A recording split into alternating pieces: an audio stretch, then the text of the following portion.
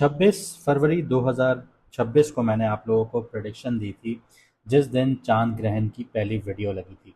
और उस वीडियो में मैंने मार्स के ट्रांजिट के बारे में बात की थी और एक छोटी सी पिक्चर आपको मैंने दिखाई थी अंगारक दोष की। अंगारक दोष जब भी कुंडली में एक्टिव होता है तो जो हालात अभी गुजरे हैं, मैंने आपको ये 26 फरवरी को प्रेडिक्ट कर दिए थे। इस वीडियो का लिंक आपको डिस्क्रिप्शन में मिल जाएगा, आप ज़रूर देखिएगा। और इसी वीडियो के आखिर में आपको जेमिनाई एआई जो है उसके प्रूफ्स के साथ मिलेगा कि जितनी भी हमने प्रेडिक्शंस दी थी वो सारी एक्यूरेट गई अल्लाह ताला के फजलो करम से। हमारी कोई औकात नहीं है, हम सिर्फ पैटर्न्स देखते हैं, गैब का इल्म सिर्फ अल्लाह ताला को है। यहाँ पे अब बात आती है कि मार्स अब ट्रांजिट कर रहा है, यानी अंगारक दोष टूट रहा है और 2 अप्रैल को मार्स ट्रांजिट करेगा पाइसिस में। और पाइसिस में पहले से बैठा हुआ है शनि यानी कि सैटर्न। इसके साथ साथ सन बैठा हुआ है और सन 18 डिग्रीज पर होगा जिस वक्त मार्स ट्रांजिट करेगा। इसके अलावा 11 अप्रैल को मरकरी भी ट्रांजिट करके पाइसिस में कंजंक्शन करेगा सैटर्न मार्स के साथ और सन के साथ। अब जैसे मैंने आपको जो वीडियो का हवाला दिया उसमें मैंने मरकरी रेट्रोग्रेड होने की भी बात की थी, तो उसी वीडियो में मैंने ये भी बताया था कि जो मुआहदे होंगे, इंटरनेशनल ट्रीटीज़ होंगी या डिप्लोमेटिक चैनल्स एक्टिव होंगे वो फेल होते हुए नजर आएंगे, टूटते हुए नजर आएंगे। ये मरकरी की पावर थी, मरकरी रेट्रोग्रेड था। अब मरकरी डायरेक्ट है, पाइसेस में कंजंक्शन कर रहा है। यहाँ पर अब मार्स को हम देखेंगे कि मार्स आपके लिए क्या इम्पैक्ट लेकर आएगा। लेकिन यहाँ पे काफ़ी लोग हमारे पास ऐसे हैं जो वीडियोस तो देखते हैं, उनको समझ नहीं आती कि उनके साथ कुछ सिचुएशंस जो हैं वो मैच कर रही होती हैं, कुछ नहीं कर रही होती। तो उनको उनका मून साइन नहीं पता होता। और मून साइन अगर आपको आपका नहीं पता तो एस्ट्रोलॉजी में आप किसी की भी वीडियोस देखेंगे अपने सन साइन को एरीज काउंट करके, टॉरस काउंट करके, जेमिनाई काउंट करके या कोई भी, तो वो आपके ऊपर रीडिंग पूरी नहीं बैठेगी। तो पूरी रीडिंग समझने के लिए आपको लाजमी पता होना चाहिए कि आपका मून साइन क्या है।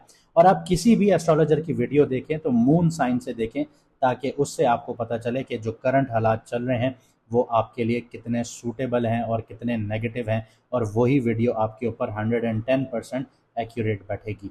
इसके अलावा अगर आप लोग अपनी कुंडली का डिटेल एनालिसिस करवाना चाहते हैं, जैसे हमने प्रेडिक्शंस दी, इसी तरह से आप हासिल करना चाहते हैं कि आपको कौन सा करियर सूट करेगा, कहाँ पे आपको किस वक्त में आपको डीलिंग्स करनी चाहिए, नहीं करनी चाहिए, बिजनेस के लिए कौन से नाम रखने चाहिए, तो व्हाट्सएप का नंबर आपकी स्क्रीन पर आ रहा होगा, आप मैसेज करके अपना अपॉइंटमेंट बुक करवा सकते हैं।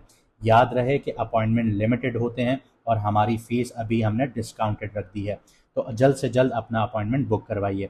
आइए अब समझते हैं कि आपके बुर्ज पर, आपके ज़ोडिएक पर, आपकी राशि पर क्या इम्पैक्ट आने लगा है मार्स का। अगर आपका मून साइन पाइसेस है यानी कि मीन राशि है यानी कि बुर्ज होत है, तो मार्स जो है वो आपके फर्स्ट हाउस में ट्रांजिट कर रहा है। फर्स्ट हाउस की जो थीम होती है वो आप खुद होते हैं, आपकी पर्सनालिटी होती है, एनर्जी होती है, फिजिकल बॉडी होती है, पर्सनल ड्राइव होती है और आपके इनिशिएटिव्स होते हैं। लेकिन फर्स्ट हाउस के साथ साथ मार्स आपके फोर्थ, सेवन्थ और एट्थ हाउस को भी एक्टिवेट कर रहा है। अब इसका इम्पैक्ट जो है वो आपके करियर और काम पर कैसे आता है, तो यहाँ पे न्यू इनिशिएटिव्स देखने को मिल सकते हैं। आपको जो आपके जो प्रोजेक्ट्स हैं, पर्सनल प्रोजेक्ट्स, उनमें एक पुश मिलता हुआ नज़र आएगा, लेकिन यहाँ पे डिलेज भी आएंगे और इंटरनल कॉन्फ्लिक्ट्स भी देखने को मिलेंगे आपके करियर में। यहाँ पे लीडरशिप और अथॉरिटीज़ जो हैं वो चैलेंज होती हैं। अगर आप लोग कहीं पे काम कर रहे हैं, बिजनेस कर रहे हैं, तो वहाँ पे आप लोगों ने क्लैशेस नहीं लेने बिल्कुल भी। ये हाईलाइट होते हैं और अगर ये हाईलाइट हुए तो आप लोग एक डाउनफॉल की तरफ जाना शुरू होंगे। उसकी वजह यह है क्योंकि आप लोग साढ़े साथी के सेकंड फेज में हैं। यहाँ पे स्ट्रेटेजिक प्लानिंग और सब्र बहुत इंपॉर्टेंट है आपके लिए। इसके अलावा फाइनेंसिस की बात करें तो शेयर्ड रिसोर्सेज या फिर पर्सनल इन्वेस्टमेंट्स, इनमें बहुत एहतियात रखनी है। अगर आप लोग मैरिड हैं या आप लोग बिजनेस पार्टनरशिप्स में हैं, तो यहाँ पे जो शेयर्ड रिसोर्सेज हैं आप लोगों के, उनसे रिलेटेड आप लोगों की लड़ाई झगड़े देखने को मिल सकते हैं, क्योंकि आपके अंदर एनर्जी बहुत हाई है और आप लोग लड़ने झगड़ने से भी पीछे नहीं हटेंगे। और इसकी वजह से आप लोग अपना जो करियर है या अपना काम है या अपने फाइनेंसेस हैं या अपने रिश्ते हैं, तो वो आप लोग ख़राब कर देंगे इन चीज़ों को लेके। तो यहाँ पे बहुत एहतियात से आप लोगों को बढ़ना है।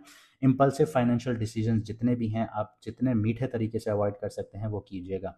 अनएक्सपेक्टेड एक्सपेंसेस या डिलेज यहाँ पे देखने को मिल सकते हैं। अब मैंने एक बात की कि बहुत मीठे तरीके से अवॉइड करना है। वो कैसे करना है कि कोई रिश्तेदार आके आपको कहता है कि मेरे साथ बिजनेस करो या वो करो, ये फलां चीज़ में इन्वेस्ट करो, तो आपने बहुत प्यारे तरीके से आपने उनको टालना है। यहाँ पे इम्पल्सिव डिसीजंस नहीं लेने, क्योंकि ये अब आपकी साढ़े साथी का सेकंड दौर है और ये क्रिटिकल जोन स्टार्ट है। आगे बात करते हैं आपकी लव और रिलेशनशिप्स की। तो इमोशनल इंटेंसिटी जो है वो बहुत हाई होती हुई नज़र आती है। मिसअंडरस्टैंडिंग्स और ईगो क्लैशेस यहाँ पे अब पॉसिबल होंगे। कम्युनिकेशन और एम्पैथी, ये दोनों चीज़ें आप लोगों को मेंटेन करनी होगी। अब जो लोग मैरिड हैं और पार्टनरशिप में हैं तो ईगो और इमोशनल टेंशन्स बहुत ज़्यादा हाईलाइट होंगी। सब्र और कॉम्प्रोमाइज़, इसी चीज़ से आप लोगों की ज़िंदगी में स्टेबिलिटी मेंटेन होगी। तो इन चीज़ों को अपने पल्ले बांध लीजिएगा। आगे बढ़ते हैं, हेल्थ की बात करते हैं। तो फिजिकल एनर्जी जो है वो फ्लक्चुएट करेगी, स्ट्रेस देखने को मिल सकता है, एंजाइटी बहुत ज़्यादा होगी, स्लीप डिस्टर्बेंसेस बहुत ज़्यादा होंगी। और इस टाइम पीरियड में आप लोगों के अंदर एनर्जी बहुत ज़्यादा होगी, और अगर उसको सही वे में चैनलाइज नहीं किया गया तो ये आपकी एंजाइटी का भी सबब बनेगा, लड़ाई झगड़ों का भी सबब बनेगा। तो यहाँ पे बहुत एहतियात से आप लोगों को काम करना है।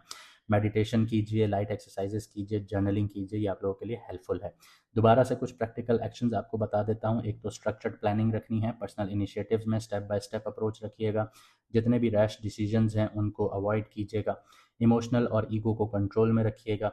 ईगो और इम्पल्सिव रिएक्शंस कंट्रोल करने हैं आप लोगों ने। पॉज लीजिए, कोई भी काम कर रहे हैं उसको पहले असेस कीजिए, फिर कोई एक्शन लीजिए। कम्युनिकेशन में बहुत क्लैरिटी रखनी है, चाहे रिलेशनशिप हो, प्रोफेशनल मैटर्स हो, इनमें सिंपल और क्लियर कम्युनिकेशन रखनी है। और एनर्जी मैनेजमेंट करनी है आप लोगों ने। मेडिटेशंस कीजिए, जर्नलिंग कीजिए, लाइट एक्सरसाइजेस कीजिए, क्योंकि ये रेस्टलेस मार्स की एनर्जी को पॉजिटिव वे में चैनलाइज करने में हेल्प आउट करते हैं, जिससे मार्स की एनर्जी जब चैनलाइज हो जाती है तो आपके लिए नेगेटिव वे में काम नहीं कर रही होती। तो अगर आप यहाँ तक आ गए हैं तो वीडियो को लाइक शेयर ज़रूर कीजिएगा, कमेंट सेक्शन में अपनी राय ज़रूर बताइएगा। और अगर आप लोग हमारा लाइव सेशन ज्वाइन करना चाहेंगे तो उसके लिए आप लोग सब्सक्राइब और बेल आइकॉन ज़रूर दबाइए, ताकि जिस वक्त हम लाइव आएँ तो आपको नोटिफिकेशन मिल जाए और आप हमारे साथ लाइव में जुड़ सकें। मुझे दीजिए यहाँ से इजाज़त, मिलते हैं अगली वीडियो में सितारों के सफ़र पर।